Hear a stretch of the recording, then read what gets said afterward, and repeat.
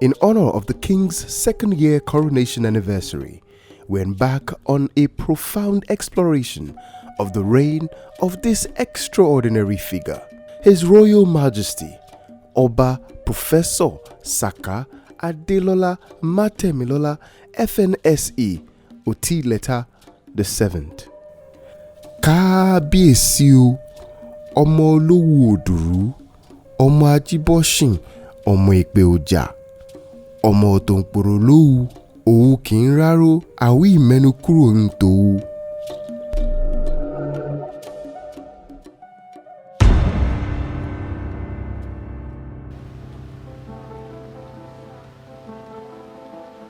Well, I was born into the family of late Alhaji Sulaiman Gbolahan Matemilola and Aderat Matemilola. My early life was spent in Lagos. I did my elementary school in Lagos, St. Patrick's Army Annex. It was from there I then transferred to Abeokuta, later life, for my education. I recall that when I was in the elementary school, we used to go to my maternal grandfather's village in Abiola. It's a village in Balefa area of Adodota local government. Every holiday I used to spend it there along with another cousin of mine who was my age mate. And we, that also was part of the early life that I remember very well. A number of things that happened when I was young actually affected me quite a bit. I recall one of those things was when my father told me that we are from Olowu, Abeokuta. I hail from the Ochileta royal family. Ochileta being one of the lineages, one of the 6 ruling houses in Owu Kingdom. Ochileta had the first rule in the 1400s in the then location where Owu was, and there are quite a number of Ochileta lineages that ruled then. And even here in Abeokuta, I happen to be the 7th Ochileta out of the 14 Olowu. I'm the 14th Olowu and the 7th Ochileta. So it tells you that Ochileta has been very prominent in the history of Owu, kingdom, and in terms of the Olowu, lineage as well. There's a detailed history about the Ochileta ruling house and Owu kingdom as well, and how we connect to that as well, which was mainly spearheaded and documented by Baba Jos, of blessed memory, who, again, I said was, the only direct son of Matana that I knew. After studying here in Abeokuta Grammar School in Abeokuta, I did a bit of what we call HSC then, in Lagos. We used to call it Lagos State College of Science and Technology for 2 years, and thereafter I moved to University of Ibadan to study mechanical engineering. Then I stayed on for another year to do a master's degree before I then moved on to Cambridge University in UK to do a PhD in applied mechanics. So we were there and everything was going on smoothly. He had his PhD, then after that one, he got a job with Shell Port Harcourt. So we had to relocate back to Nigeria. Oba Matemilola has made monumental contributions to leadership, academia, science, engineering, philanthropy, and community service.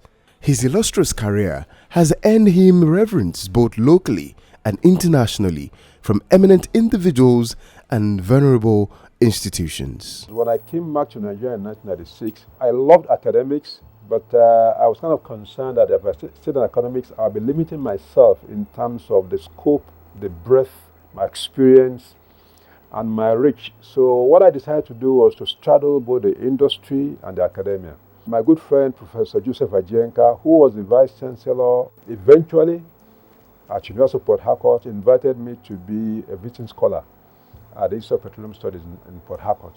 I also lectured at Pro Bono again at University of Ibadan, Department of Petroleum Engineering as well. I also lectured at UST in the Abuja, that's University of Science and Technology in Abuja, That's part of the Nelson Mandela Institution. And since then, I've also lectured pro bono at a few other universities. University of Benin, Center of Excellence in Geoscience and Petroleum Engineering. I'm one of those who kind of helped to, midwife and establish that. And I actually lectured there right up until 2022 when I took up the role of Olowu. And what I found out was that after each lecture, I could feel the excitement within the students. They kind of loved, because I never used lecture notes, by the way. Giving them live examples where some of these theories worked, what it means in real life, apart from the equations, what the equation meant in reality, and how it translates to reality and things they can feel and see. So for me, that gave me joy, seeing that the students actually benefited a lot and actually appreciated that part of the lecture. Unfortunately, I could not continue when I became Olowu to continue to do that. But what I did was to kind of step up and to see how I could kind of midwife collaboration between universities in Nigeria and higher institutions in the United States and in UK as well. And that we started off in 2023. And that is working on well. We recently had a delegation from Penn State University in Pennsylvania. They were here and they visited University of Ibadan, University of Lagos, Federal University of Agric Abeokuta, Abia Polytechnic. They also visited Federal College of Education, Ushele. Before then, we had 4 delegations from Rutgers University in New Jersey, which was also part of what we midwifed. And they also visited some of these universities. His commitment to imparting wisdom to younger generation is unwavering, and he fervently supports numerous youth-centric initiatives. Oba Matemilola's dedication to education and societal advancement remains a beacon of hope and inspiration. I see a lot of things I do not as charity really. Because charity means, there are people who are in need. I see them as just fulfilling my obligation, my responsibility to the society. A foundation called Solace Foundation is actually a foundation set up by KBC and a group of friends and the chiefs and really what I do there is manage the foundation. In area of cancer awareness, we do a lot of activities around there. We do a lot of activities around literacy development. We also do stuff around skills acquisition. So in the area of soap making, bead making, cake baking, gele tying, all these soft skills that people can actually get themselves involved in to become self-reliant. We did something in fish farming as well. We trained quite a number of youths on fish farming, and a few of them have been able to pick up on it, just like the gele tying, just like the Alaga Iduru, Alaga Ijoko training that we also had here for youths. A lot of them are beginning to get themselves more and more engaged in gainful self-employment. There are a lot of students who who are struggling to pay their fees, that we have a foundation that kind of supports them. The foundation is Oba Matemilola Oluyalo Senator the 7th Foundation. It was launched in October 2022 during the coronation anniversary then, and we started with 50 scholars, no 60. We planned 50, but eventually we made it 60. So we selected secondary school students, the SS3 students, in 4 schools that are in Olowu of Abeokuta. We paid for their WAEC fees, we paid for their jams, and we employed teachers to give them tutorials so that the effort will not be wasted. We give them monthly stipends, and we also pay their school fees just to ensure that they're able to, fulfill their dream educationally. We do counsel them as well, and we make sure that they have good morals. We see to the welfare of the people. In terms of the widows, we try and empower them. We add one empowerment program, and we add a follow-up to check as they are doing.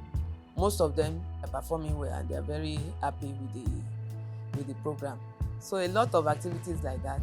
Even we go to the prison juvenile correctional centers.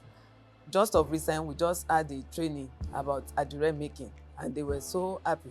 The Obinrin Owu as well, you know, I said we focus on women. We trained them about candle making, and that one too was a good success. There are other things in terms of supporting communities.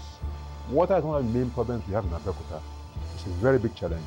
So we try to build boreholes in different communities, you know, all over Abeokuta and outside as well. We've kind of tried to provide, you know, solar power lights in areas where it can impact on the security positively. We've also provided, you know, healthcare support. For example, one of the things we did last year in 2023 was to get somebody to help renovate the Gosun Health Center, you know, which is just down the road from the palace. And when we met that health center, when I came to Abeokuta in 2022, it was completely run down. And through the efforts, you know, and the support of this, you know, some of our people, we were able to bring it back to become functional. Also, one of the things we've seen is that the Medicare is not just about availability of the hospital. It's also affordability. People being able to go there and pay for, you know, the medicine that is prescribed to them. So in that way, what we've done is to try and see how we can get medical insurance for people. To date, we've collated a list of going to like 200, we're going to like 500 eventually. Some time ago, there was a lady that was injured during the riot around here in Okeago. And the lady was severely injured and she went home, nursing the injury. Whereas the Good Health Center is just a stone throw from our house. So we had to send somebody to go to her, to appeal to her, to go over to the health center and go and get medical care so that we can pay for the medical care. Essentially, I see my role as a role of ensuring that life becomes better, the well-being of my people, whether it's security, whether it's healthcare, whether it's education, whether it's social amenities, whether it's advocacy in terms of drug abuse, all of those things that make for a good society. I see them as the primary responsibility while I'm in this too. In the years to come, God grant us good life and long life as well. The people of Owu and indeed Abeokuta and Ogun State can look forward to decent life in all ramifications, particularly those who struggle in terms of material well-being as well, those who need support, whether it's Medicare, whether it's, you know, in any area. Because we're trying to identify those areas one after the other, and we're trying to build, even in terms of sport, as a matter of fact. Recently, we set up this Olowu football tournament, which we're going to expand to encompass a lot more sporting activities. So it's about total well-being, really, in all spheres of life. And one of the good things I'm happy about is that the government is also supporting. They've realized that some of the things we are doing is in support of their program as well. So they are also reaching out to us, and we're trying to work together to see how we can expand, we can, you know, collaborate and expand some of the things we are doing to make the reach even wider. So some of our communities outside Abeokuta and within Abeokuta as well, what we're trying to do is to see how we empower the Baales, the Alakosos, and the others to ramp up in their effort to develop their, you know, their communities as well. So what we've done is to challenge them and to say, well, we want to see the development plan you have, the 3-year, 5 development plan. I want to see how you intend to go about achieving this. I'm happy to know that for a number of these communities, you know, we're already seeing results. They are, you know, reaching out to, you know, their sons and daughters outside of Abeokuta, and they are responding positively because those people see what we're doing in Abeokuta and they feel encouraged. So they're actually supporting and helping to, you know, you can see this in Abesa, you can see this in Olowu, you can see this in Papalanto, you can see this in a lot of other communities as well. Also, we had a number of items which we distributed to people, refrigerator, generating set, deep freezer, sewing machine, hairdressing machine. And we had a very good support from His Excellency Senator Bikunle Amosun, in 2024, which also helped to expand the program. It became very popular, very popular. So part of the empowerment program that we've been doing. Recently we're working on, developing a big agricultural cooperative, because I believe that food security is the primary security that any society can strive for. Without food security, any community that cannot feed itself is doomed. So we're working on, developing and creating a big, farm business, which will be a cooperative, which will not only cover crops, but also poultry, piggery, animal husbandry, fishery, vegetable, garden, and all sorts. And it's going to be in sections. And we'll do it centralized so that we can provide facilities, infrastructure, support, inputs, and also to take some of these products from them as well. So that way they don't have to go through the tedium of looking for, input resources and then to sell some of these things, to make it easier for those who want to be part of this. Because for me, we need to really ensure that we have food sufficiency in this part of the country. Very, very important for us. My goal is that in the next 3 to 5 years, we'll be the food basket of West Africa, with this program, God willing. For me, life is about making impacts. If you are in a community, in a society, in a group, and they don't feel you, the society or the group does not feel your impact, then you are just a passenger. And you are not doing what you're supposed to do. It doesn't matter. It doesn't really mean that you spend money, but there are different ways that you can make impacts, and your impact must be felt in every way that you can. And for me, that's a key thing. I see awards are just a token of appreciation for some of the little things that we've managed to do that people feel has impacted them positively somehow. Academia, well, for me that's kind of not very material to me. It's just about academic excellence. What actually, the ones I cherish most are the ones that have to do with, public service. And in that category, I recall in 2017, I was awarded the Public Service Award by Search Petroleum Engineers International, the event held in Houston.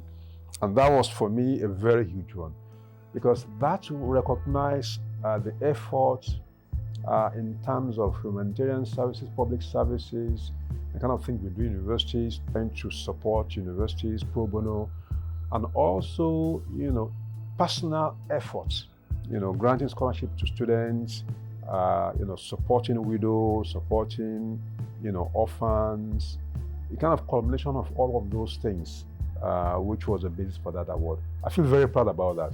And there are a few other awards in that category. For me, those are the ones I cherish most, because those are the ones that really touch on people directly, and the ones that have left lasting impact on people. I must say that I've been very blessed. I'm very pleased with the kind of support, the running around that we've received over the last 2 years since I became Olowu. People have keyed in different ways. There are people who have not even been around in Abeokuta for a long period, but we can feel the impact of what they're doing to support us. And that is what it's all about. Keying into the vision, be part of the good thing that's happening, and contributing their own quota to ensure that they also have a hand in the progress that we're making. So we all have to roll up our hands, roll up our sleeves, and then ensure that we're all part of the progress and the good thing that's happening in the Olowu Kingdom. Unity, love, togetherness. They first need to identify with Olowu, and they need to ensure that they understand that our common heritage is something that we must cherish, we must protect, and we must work together to build, not only for ourselves, but for future generations. Because the legacy that we met is based on what our forefathers, our forebears built and left for us. So we have a responsibility and a role to ensure we also leave something better for our kids. And the only way we can do that is when we work together. We have that shared vision. We all come together as one, and we agree that yes, we want to work together and we want to make our Olowu nation a great one. I'm grateful because they've been very supportive. They are very cooperative. Everybody has been happy since Kabiyesi came in. So my message is that they should keep on supporting the Kabiyesi. They should not relent in their effort, and they should cooperate with each other so that everything, the peace will continue to reign in the land. They should pray for Kabiyesi and the royal family as well, because anything that is good, it needs prayer. For us to stay focused and keep our eyes on the ball, we shouldn't lose sight of these good things that are coming to us. What we need to do is just continue to embrace good, continue to walk on the path of truth, continue to ensure that we as a people, we do not lose our essence. Losing our essence meaning our tradition, our heritage has to be preserved. Everybody should learn to respect each other and respect each other's views, point of views about whatever issues. And I know that if we live like this, then coexistence is sure to abound.